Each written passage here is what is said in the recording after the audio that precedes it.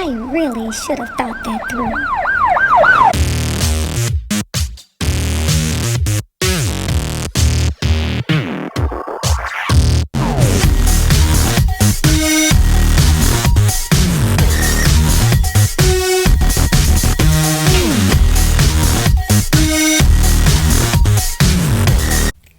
Brute ain't cute. No, honey, those aren't the kind of dukes he wanted to see you with. It's always excruciatingly embarrassing to see two or more women on a talk show or some reality show reunion fighting over a guy who is sitting on the stage smirking about it all.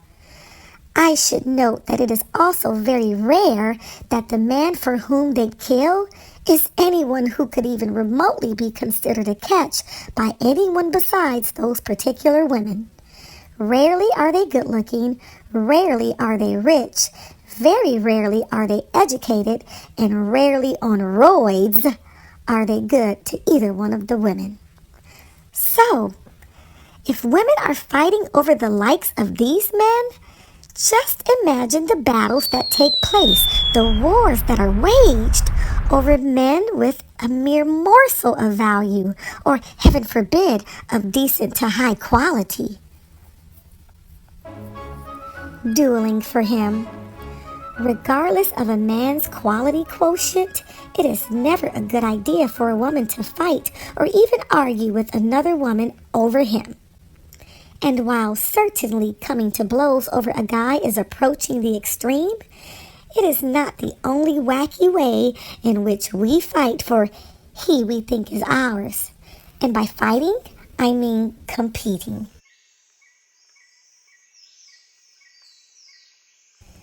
Think you're not fighting for him because you don't have your dukes up? Think again. Here are some other ways you may be or may have fought, aka competed, for a man. Comparing yourself to and trying to outdo other women in his life. Hating on other women or being catty over him. Wow. Putting on a show for others when you're with him, like squeezing his hand all extra tight when another woman crosses your path or makes eye contact with you two. Criticizing his new or current girlfriend or wife. Betraying your own gender with the tired old sellout statement, I'm not like most girls, or I'm not like most women. Ugh. Making your home a hideout for a deadbeat dad. Fighting his battles for him or with him even when you know he's dead wrong. How have you been competing? What's been your competition style? Think about it, and then discontinue it. The truth is, we as women never have to compete for the man who is really right for us. The aforementioned are some less extreme ways in which we compete for a man. The next two ways are at the more extreme end of things and should be avoided at all costs. Hoeing around. There's something about married. Hoeing around is a major way in which we sometimes compete for a man. But first, allow me to clarify. As used in these lessons, a hoe, not to be confused with whore, isn't a woman who enjoys sex. No. A hoe is not a woman who feels free to succumb to her sexual urges, who sleeps around, etc. A hoe, as used in these lessons, is short for home wrecker. Sometimes we temp, other times we put in full-time hours, but in either case, we are never provided with any insurance. Many of us find this kind of work too demeaning to do altogether and pass on such a gig. Good job, by the way, because it can happen to even the best of us in an emotionally weak chapter in our lives. No matter how you arrived at such a point in your life, it is essential to your well-being that you recognize that you are dead ass wrong. That's really, really wrong, by the way. for giving your good loving to a low-life cheater with absolutely no intention of leaving his wife, 3 children, 2 dogs, and a frog. Which he shouldn't, by the way, since that would make him kin to the devil. Just saying. Before you take another call from Satan's sibling, take this 60-second quiz to find out where you rank on the horometer.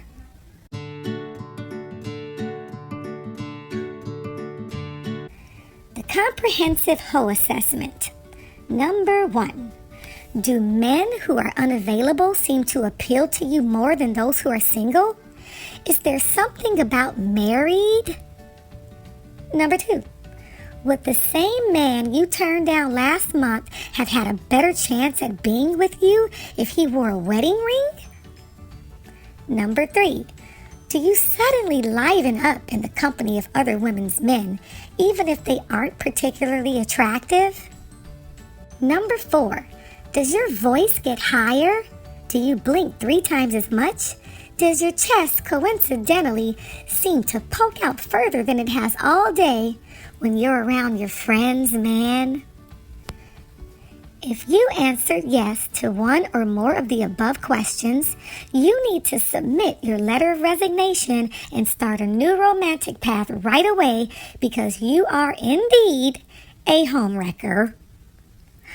Homewrecking is not a smart path to be on, as it will only leave the following in its wake: pain, tears, humiliation, guilt, regret, ridicule, embarrassment, hate, paranoia, bitterness, thoughts of vengeance, bad karma.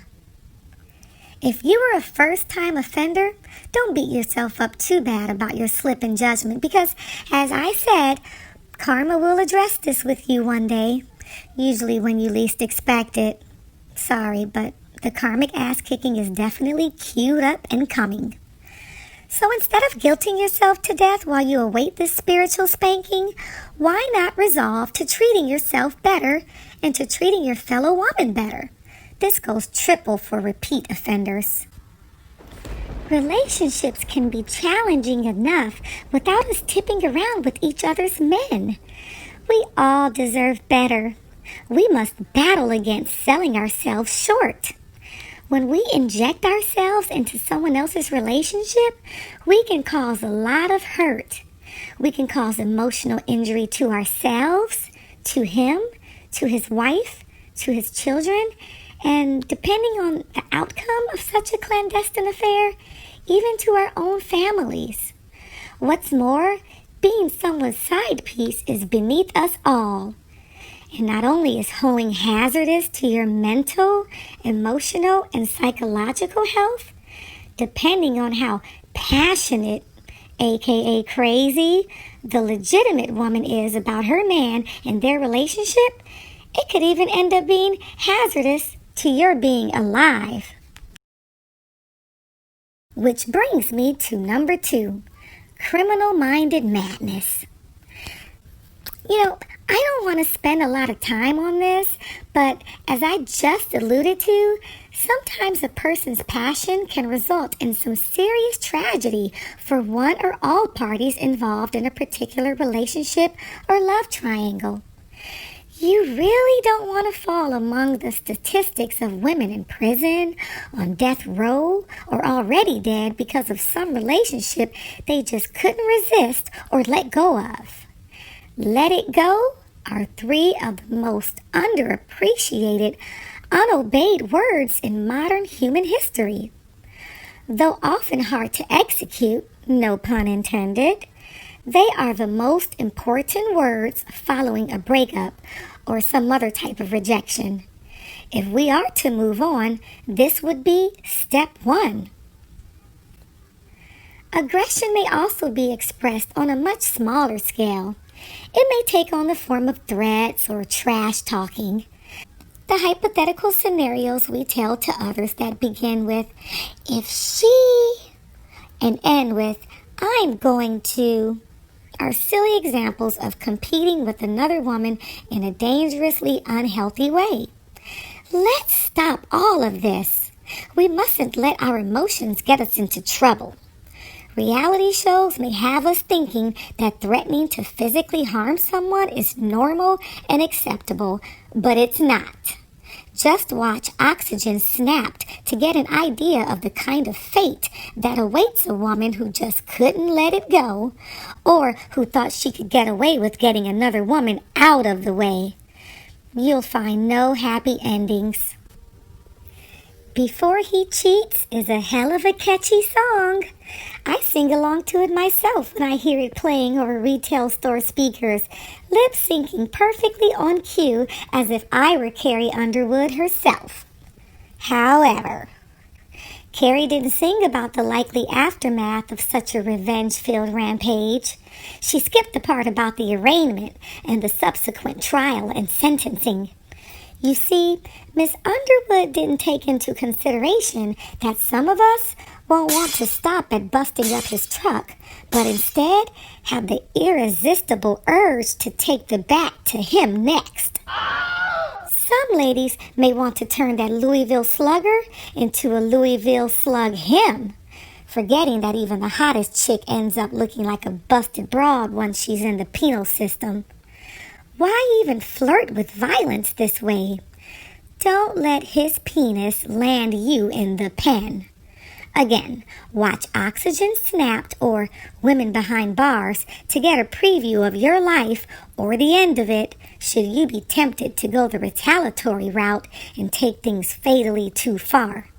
He ain't worth it, dead or alive. Don't you dare snap!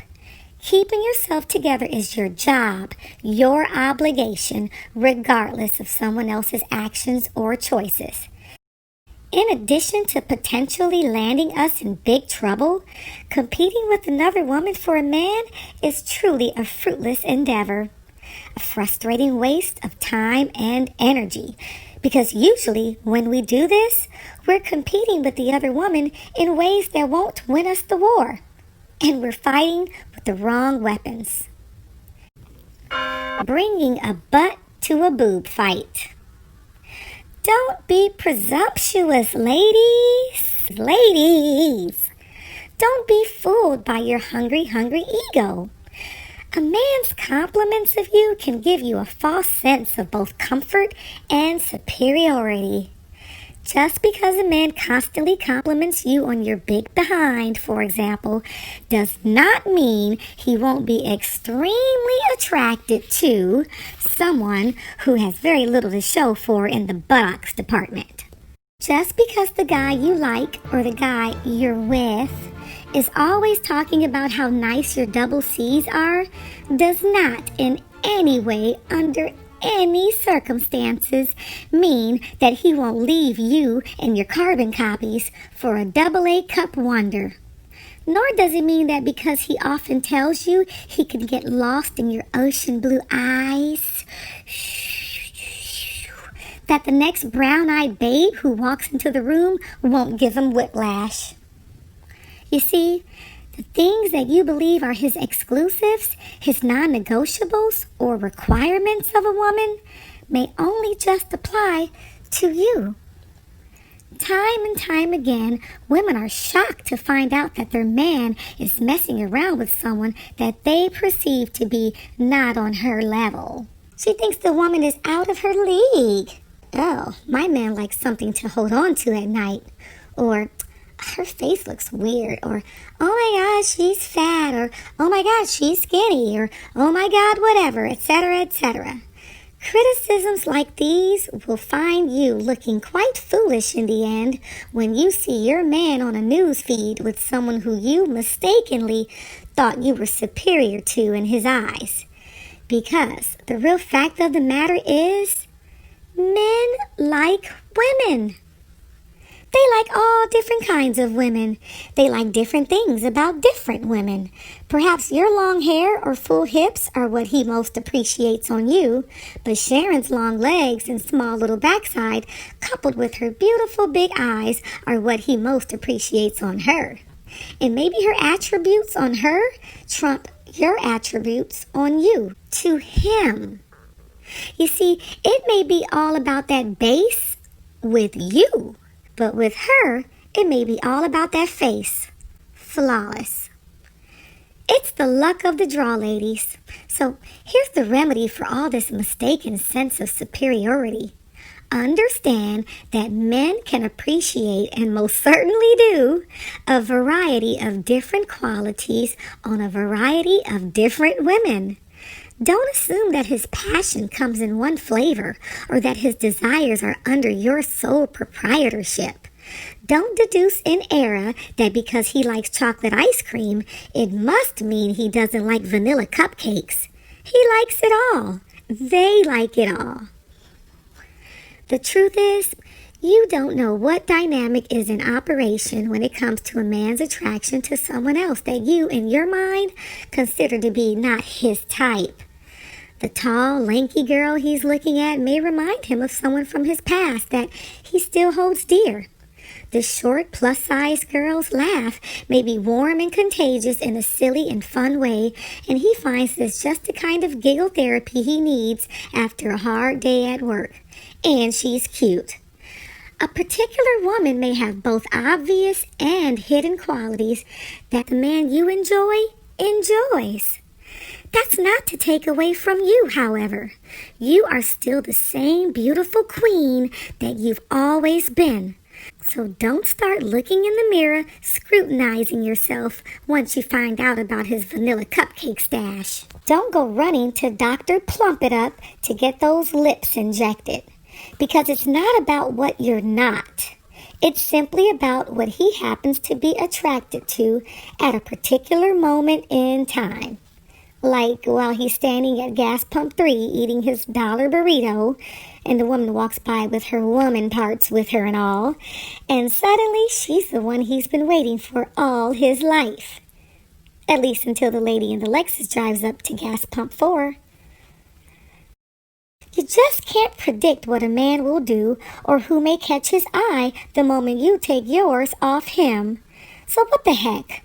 Drop competition from your romantic toolbox and pick up some unwavering self-esteem.